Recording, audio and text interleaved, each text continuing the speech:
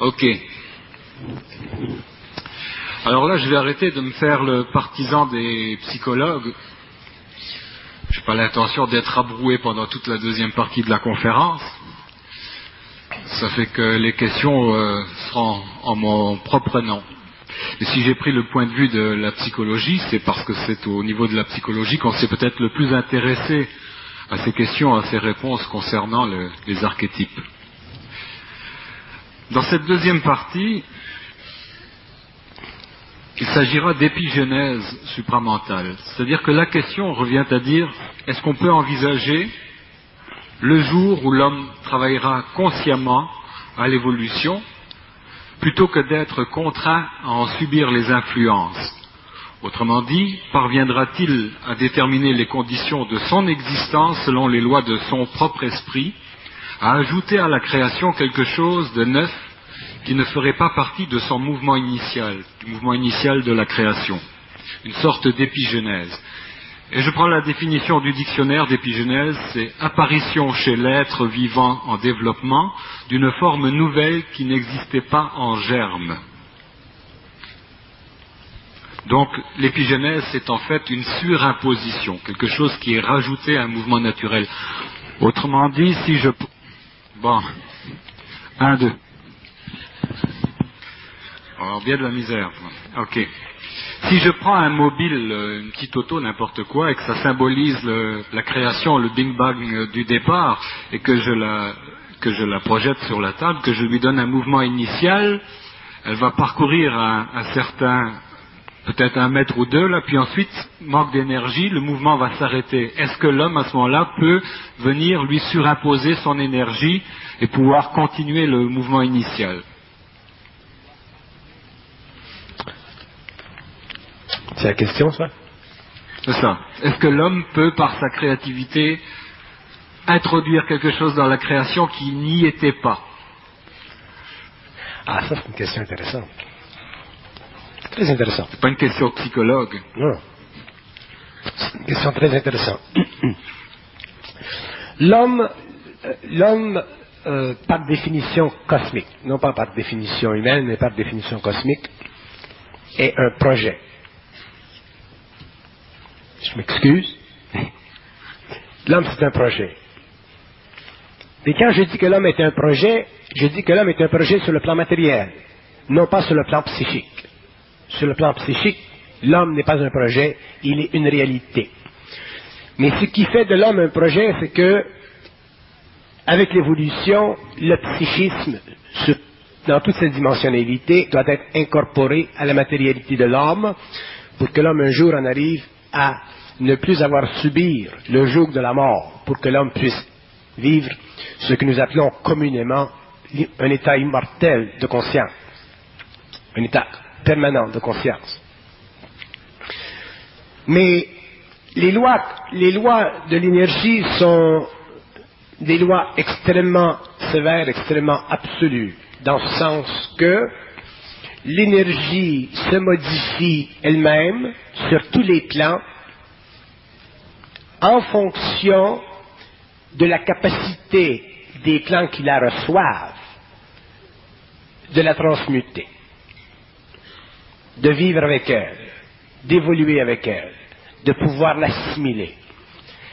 Et pendant l'évolution, l'énergie a travaillé avec l'homme sur des plans inférieurs, matériels, astral, mental, vital, et avec la prochaine évolution, l'énergie travaillera avec l'homme sur un autre plan, un plan que nous appelons aujourd'hui conscience supramentale, mais c'est simplement un mot, mais un plan qui permettra finalement à l'homme de retourner à sa source, c'est-à-dire de reprendre le contact mental, éthérique, expérientiel, avec les planètes d'origine d'où il est venu, avant la descente de la matière, et avant l'expérience de la mortalité.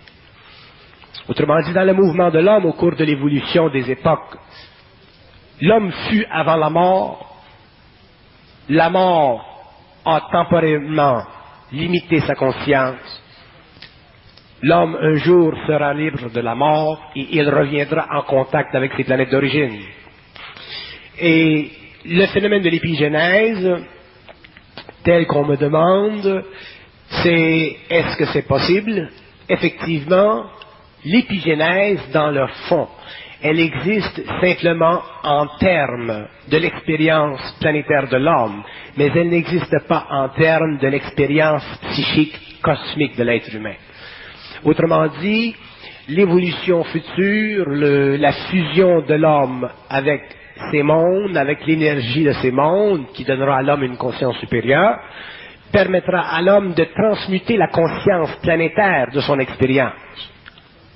Autrement dit, permettra à l'homme de travailler à d'autres niveaux considérés aujourd'hui sur le plan cosmique comme impossible parce qu'il n'y a pas sur notre planète de réceptacle, autrement dit d'êtres humains, capables de supporter cette nouvelle énergie devant être transmutée parce que l'homme maintenant est arrivé à la suffisance de son évolution mentale inférieure.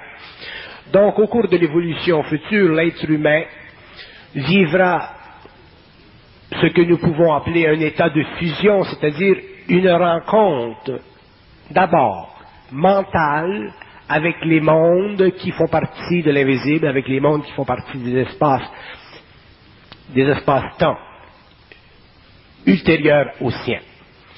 Et après que l'homme aura connu cette télépathie mentale, qui sera le début de sa conscience supramentale, l'homme vivra le contact direct sur le plan éthérique avec ces mondes, donc il sera capable de les visiter, il sera capable de manipuler la matière, des sous-plans de la matière, il sera capable de s'instruire de l'énergie, parce que il aura finalement été capable de subir dans sa mortalité un taux vibratoire suffisamment élevé pour qu'il puisse bénéficier à une science qui est universelle.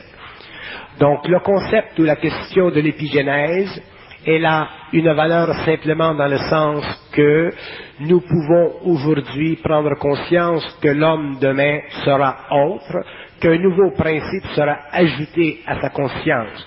Mais le point que je veux faire, c'est que ce nouveau principe ajusté ou ajouté à sa conscience sera déjà un principe auquel lui-même fait partie. C'est-à-dire que l'homme est un être dont l'esprit est naturellement conversant avec les circuits universels, avec les mondes universels, avec les mondes invisibles. Mais cette conversation, cette communication a été coupée par sa descente dans la matière et l'incapacité à son esprit, au cours de l'involution, de maintenir le contact avec les planètes d'origine d'où il venait, à cause de la puissante attraction qui existait entre la matérialité et l'âme. Donc l'homme fut obligé, pendant une certaine période, de perdre conscience. Perdre conscience, c'est-à-dire d'être voué à la mort.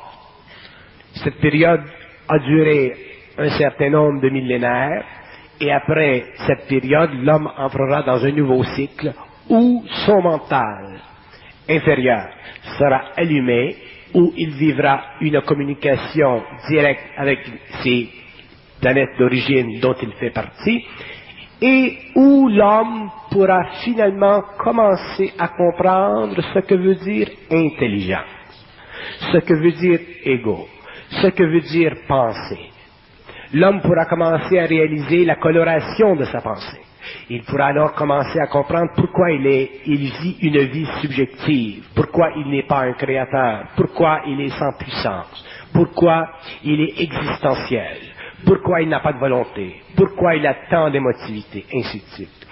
Mais cette transmutation de l'homme qui fait partie de l'épigénèse est une transmutation qui est inéluctable sur notre planète parce que toutes les races en évolution, que ce soit sur notre planète ou sur une autre, sont obligées éventuellement, au cours de leur époque d'évolution, d'en arriver à reconstituer leur unité. Alors, que ce soit l'homme sur la planète Terre ou que ce soit d'autres intelligences dans d'autres parties du cosmos, ils sont obligés de reconstituer leur unité, mais ils le font selon leur expérience passée. l'homme reconstituera son unité de conscience en perdant la conscience psychologique de son ego pour retrouver la conscience créative de son moi universel. Sur les autres planètes, selon les temps et les époques, les hommes sont obligés de vivre le même retour à l'énergie, mais ils le vivent d'une façon très différente parce qu'ils n'ont pas à vivre notre expérience humaine.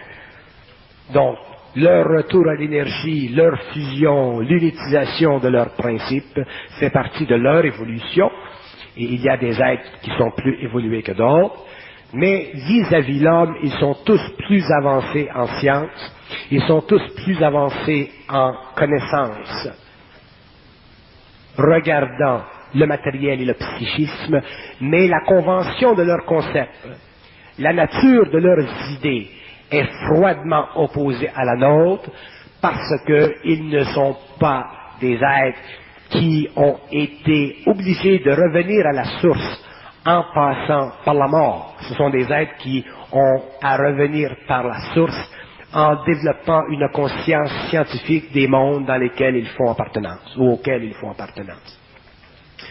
Autrement dit, il y a des êtres dans le cosmos qui retournent à la source par la science, tandis que l'homme retourne à la source par la religion, par la spiritualité. Si l'esprit est par définition immortel, de quelle immortalité parle-t-on?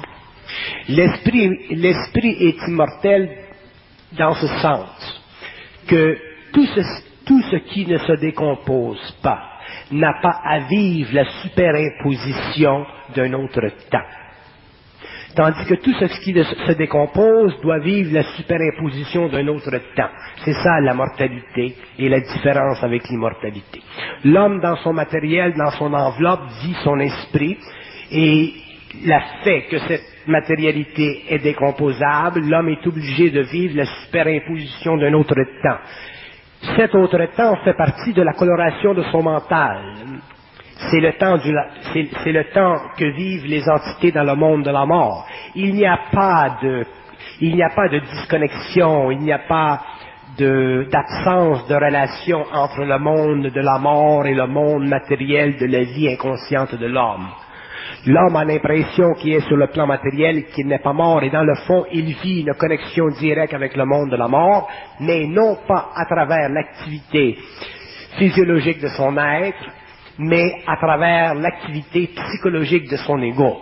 Et c'est à partir de ce moment-là que l'homme vit une communication étroite avec des intelligences qui font partie du monde de l'esprit, mais de l'esprit dans la mort, du monde de l'âme, et c'est pourquoi l'homme n'a pas d'identité naturelle. Si l'homme avait une identité naturelle, l'homme vivrait sa conscience mentale en dehors du monde de la mort, donc il serait automatiquement intelligent, il serait naturellement créatif, il pourrait répondre à toutes les questions de l'homme, il n'aurait lui-même aucune question, il serait réellement autosuffisant sur le plan créatif, et ce qu'il ferait vis-à-vis le monde ou dans le monde serait une activité créative de sa conscience, de son esprit. Mais parce qu'il fait partie du monde de la mort et qu'il a contrat avec le monde de la mort, qu'il a établi des contacts avant de partir, il est obligé de vivre une certaine programmation, et ça c'est un des grands secrets qui couvre la conscience humaine et qui est responsable pour l'ignorance de l'humanité. À partir du moment où l'homme va prendre conscience de son intelligence, ou qu'il va prendre conscience de sa conscience réelle, qu'il va prendre conscience du mouvement créatif entre son esprit et les planètes d'origine, à partir de ce moment-là, l'homme va s'apercevoir que le phénomène de l'intelligence est un phénomène qui est totalement prépersonnel. Ce n'est pas un phénomène personnel. C'est un phénomène qui est prépersonnel, mais dont l'homme fait ou prend possession par l'actualisation sur le plan matériel de son mental. Mais ce n'est pas un phénomène personnel. C'est un phénomène qui fait partie de la circuiterie du mouvement de l'énergie entre des ondes de temps extrêmement éloignées qui font en sorte que l'homme puisse, dans une dimension, être en relation vibratoire avec une autre dimension, mais la phénoménologie de laquelle, ou la genèse de laquelle, représente pour nous, sur le plan humain, parce que nous avons un cerveau matériel, de la pensée. Lorsque l'homme aura sorti de son corps matériel, lorsque l'homme utilisera son véhicule d'esprit, c'est-à-dire son double éthérique, à ce moment-là, l'homme sera en communication, en relation directe avec ces mondes, et il ne vivra pas la communication comme étant une pensée, il vivra la communication comme étant simplement un mouvement d'énergie à partir d'un monde à un autre, et ceci, ce sera instantané. Et ceci permettra à l'homme, finalement, de pouvoir commencer sur le plan où il est, à faire descendre cette énergie qui vient des planètes évoluées d'où il est, d'où il retirera la science, et avec laquelle il travaillera, parce que ces planètes ne peuvent pas descendre sur un plan aussi bas que le sien, mais déjà, l'homme sera immortalisé par le fait qu'il n'aura aucun recours à la mémoire psychologique, aucun recours à l'âme qui aura été transmutée au cours de l'évolution future. Est-ce que le passage vers cette immortalité, là, sous-entend que l'homme doit passer d'une mémoire planétaire à une mémoire cosmique? Je n'aime pas le terme mémoire cosmique. Le terme mémoire cosmique est employé aujourd'hui dans les écoles ésotériques et ainsi de suite, et c'est très dangereux parce que les hommes qui sont spirituels et qui ont une conscience subjective de la mémoire et qui ne connaissent pas ce que veut dire mémoire, et qui se réfèrent à la mémoire en fonction de ce processus subjectif de l'ego qui leur permet de ramener dans l'expérience de la conscience mentale inférieure des données passées, ces hommes sont obligés de subir le concept de la mémoire cosmique en fonction d'une conscience plus élevée, plus grande, supérieure que leur conscience actuelle. Et ceci est une illusion parce que ceci les amène sans s'en rendre compte, à développer une sorte d'attitude spirituelle vis-à-vis des autres êtres humains. Et ceci est une des grandes illusions qui font partie du phénomène de la pensée humaine. Le phénomène de la mémoire, ce que nous appelons sur notre planète la mémoire, est dans le fond simplement un phénomène de reconstitution instantanée de la conscience atomique du plan mental. Cette reconstitution instantanée de la conscience atomique du plan mental permet à l'homme de vivre une expérience psychique de la lumière, c'est-à-dire une explosion instantanée de la lumière dans ses neurones, et ceci crée ce que nous appelons de la mémoire. Mais si l'homme spirituel veut passer de la mémoire subjective à la mémoire cosmique, il va prendre conscience d'une sorte de grandeur d'esprit, d'une sorte de grandeur d'intelligence, et ceci va l'amener naturellement à vouloir rechercher ce que nous appelons ici sur le plan matériel, le pouvoir psychique, le pouvoir de connaître. Et ceci encore fait partie de l'illusion psychique de l'homme, et ceci sera naturellement transmuté au cours de l'évolution pour que l'homme comprenne finalement qu'il vit dans deux mondes à la fois. Il vit dans un monde qui est lumière, et il vit dans un monde qui est matière, et que ces deux mondes sont unis par une fusion d'énergie qui permet à l'homme dans la matière d'exécuter cette énergie et qui permet à l'esprit dans ces mondes-là de bénéficier finalement du retour à la forme. Je vais vous expliquer quelque chose. Lorsque nous disons l'homme doit retourner à la source, c'est une inversion de conscience. Ce n'est pas que l'homme va retourner à la source, c'est que la source va pouvoir reprendre possession de la matière. Lorsque la source prendra possession de la matière, l'homme naturellement retournera à la source. Et ceci est très important parce que si nous pensons que l'homme doit retourner à la source, nous vivons l'inversion de la conscience, c'est-à-dire nous avons tendance à psychologiser la valeur occulte de notre conscience spirituelle.